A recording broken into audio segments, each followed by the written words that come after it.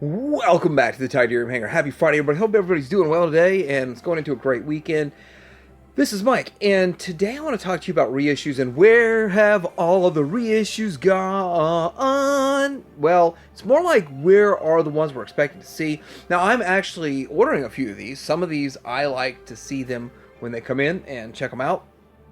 But for the most part, we know that they need their factory time to get the slot in the factory time. We know that they need to pay for this, and in some cases it costs them $75,000 to actually produce a production run of these, upwards of that, so even $100,000 to do one production run of a figure. And so with all of those factors in there, some stuff takes longer, but I am looking forward to this. I'm going to talk a little bit about this, and there's no way I'm going to cover every figure that's on order for a reissue. I'm just going to talk about the stuff I'm looking at that's kind of on my radar, and I'd like to know in the comments below, of course, what you're looking forward to, and of course, what you'd like to see reissued.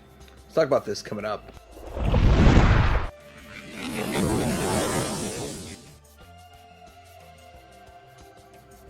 So I want to start with unique toys. There are three specifically that I was wanting to look at in here, but there's several reissues that they have on the way, and with that, Unique Toys about a year ago was saying they weren't going to make any more Masterpiece Transformers, and then they put out a bunch of, or a slew of reissues, and we haven't really seen those yet. So I'm always kind of wondering what's going on. Of course, people say Unique Toys is tied to DX9. DX9 said they're doing the same thing. We've already seen a couple things from DX9, but they're kind of in the same camp, but we're going to start with them.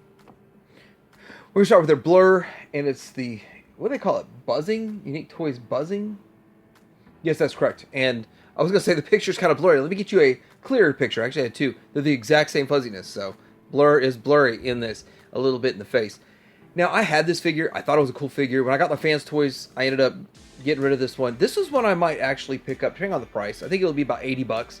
And with that, it's an easy, relatively simplistic transformation, and it looks pretty good in both modes. It looked good enough that I thought I didn't need the Fanstoys, but I sold it off, and I was kind of wanting it back in, because I'm curious if they do anything different, and I'm curious about the paint job, and I'm really looking forward to all that, because DX9's been doing pretty good with some stuff, so we'll see what happens with it. But the one thing I didn't like, I kind of really didn't like the alt mode so much, and it's one of those things, it's still a good figure, and both modes are pretty decent, but I really feel like Fanstoys was closer to the cartoon, and so with that I got rid of it. Anyway, for $80 though, versus I don't know what, a Fanstoys one's costing like $300 now. So it's a great option. There's really no other Masterpiece Blur out there, so this would be a great option. Hope they bring it along pretty soon. Here's Unique Toys Alan, Aerial Defender Alan Springer. That's the whole name. Alan for short. They're taking Springer. Now I did have this one also. I felt like it's a little bit bulky, but a lot of people love this and love the bulkiness of it. And with it, I think it's aged relatively well. I am also curious what it's going to look like when it comes in. If they can do any differences with it. And I've seen people do some detailed line work on it and, like, I don't know, outline the line work. And I saw it looks pretty good. I've seen a couple of those customs that looked really good on this one. But pretty bulky, beefy dude. I think this was my first Masterpiece Springer, and I had it for a while and had a lot of fun with it. Anyway, this is one that is an option. And another thing about buying a triple changer that may be a different company is having it in its best mode. I think that helicopter mode was pretty awesome. So let's go ahead and show that. There's the helicopter mode. I think it looks pretty good. And of all the modes, including the bot mode, I think it was the best in this. Then again, I think helicopter mode is my favorite mode for Springer overall. Anyway, still cool. Unique Toys Alan. Next up, we have the Unique Toys. This is their Abominus, but they call it Orden, the combiner set of 5, and it's, I think, 15 inches tall, 14.6 inches tall, and a lot of people do put the Light Toys kit on this thing, so that's kind of cool too. But that would make it into the 21-inch range, so if you really want to just get an Abominus, you don't want to wait for however long it's going to take for another company to make it into 21-inch scale, this is a great option. The Light Toys kit's like $210, $220, something like that. So it's a bit pricey on that, and I'm not sure what this is going to cost. This one's going to be pretty pricey too, because it's $5 down. So it shows eStore. Anyhow, it is definitely an option. It's been up for pre-order for a while, and the last update I see on Shozy was in April, in late April. So maybe they're making some work on this. maybe not, but where is it? It'd be interesting to see. So there's two DX9 options, which people still say Unique Toys DX9, same people involved. Kind of like KFC and X Transbots. But there's two, the Astro Train Chigor. That one, I had that one also. That's what I didn't care for it, but some people love it. And there's really not very many Masterpiece options out there for Astro Train. So there it is. And then their Galvatron's a pretty solid option. And I thought they were going to rush to get this reissued, get it out there, so people can get an affordable option. Like I'm thinking it's going to be in the 115 to 150, somewhere in that range. It's a big range, but it was a good one. I had it, and I held off on buying the Fanstoys. It's that good. So it's good enough that, to me, it was just like, why spend all that money on the Fanstoys? But finally, I did buy the Fanstoys one. But I still think that if you were looking for one that's a pretty affordable price, and they actually get it reissued, this would be a good one. I'm going to show Mastermind Creations here, and with all of the stuff that's going on with the Mastermind Creations, I really only think I'm interested in the Furor and Riot, which is Rumble and Frenzy, and I think they look good. I think for the longest time we had clear options on the market, clogging up all of the different resellers because people didn't want the clear for some reason. And I was almost going to buy it on the clear ones, but then now we've got a standard set coming out. They're actually more of the toy version than the actual original cartoon version, and so that gives them a little bit of extra flair. So that's why I look forward to getting those. So I am picking those up. And this picture also shows some other stuff, like kind of what they're doing with their blaster cassettes, and they're working on their Defensor, and just a lot of cool stuff that they got going on, and their Devastator. But yeah, the cassettes are what really interests me the most when it comes to Mastermind Creations MMC right now.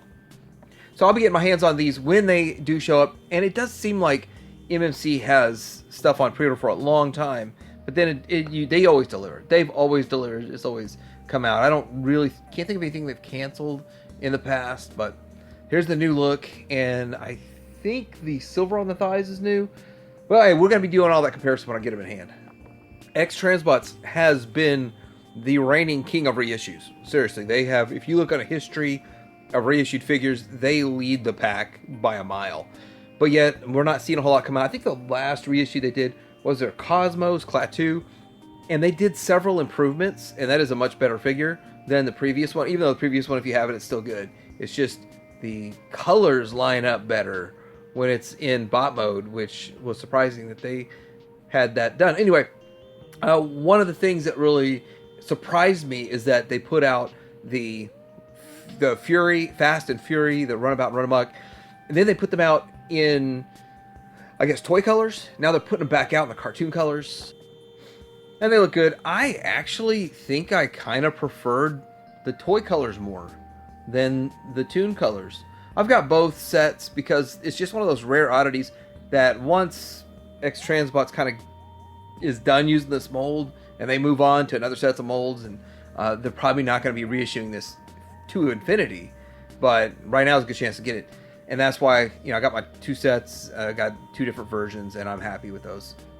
Great figures for the fact that it's really, really obscure. Alright, so unlike every other pre-order that I've seen so far on Show Z, I haven't seen a price on any of them, but there's prices on these, $75 each, for the X Transbots hatch or tailgate, and then it's their boost wind charger. And I have to say that these aren't horrible figures, but they're not great figures. They're middle of the road because on the shelf you know who they are, what character they are, they look decent. The transformation is not really all that fun, and the past iterations have had some QC issues with, like, the back heel. The back heel's all real floppy. Aside from that, though, I mean, I would think that I would actually upgrade if, like, Fanstoys had come out with one that looked a little bit better. But I don't think they're horrible. I mean, they're like a C+ or a B- in the figure range. A lot of people bash them like they're an F. They're not an F, but they're not an A+ figure either. and they're very old molds. Anyhow, $75 for representation is really not that bad. All right, so we are going to get into the big dog here. Now, I didn't see anything under KFC that really was in reissue territory significance. In fact, the KFC stuff's been reissued recently and sold out. At least it shows you.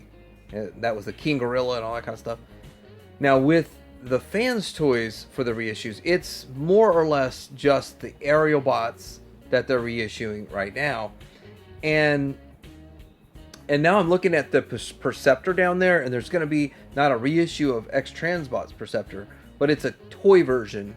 I don't need it. I don't need that one, but I figure I'll let you know if you're looking for a Perceptor and you want the X-Transbot's toy version. That's also something coming down the road too. So anyway, getting to the aerial bots, it's significant because if you're trying to complete your combiner, your Superion, and you buy the ones, the last two components that they're making available right now, then backtracking, it could cost you a ridiculous amount of money to backtrack and rebuy these. But it's still going to be pretty expensive though. They're touting $250 each plus the main one, so like basically $250 each on these. I don't know Shozi's price, and I am very interested in seeing what Shozi's price is. Do they bring them in at like $180 each or something along those lines? I'm curious. Okay, so they call him Maverick or Silverbolt. Now the thing about him is he was the first one out the gate, and then he got a reissue somewhere down the line, and so he's already been reissued once. So this will be the second reissue or the third run of this guy.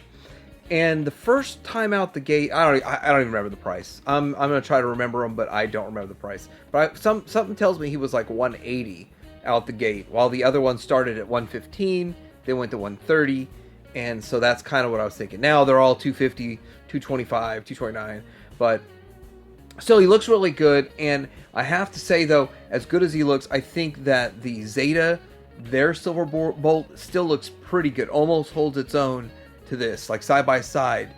This looks slightly better, but man, I was surprised how good the Zeta one was when it comes to Silverbolt. But I am looking forward to people getting the option for this, but I don't need one.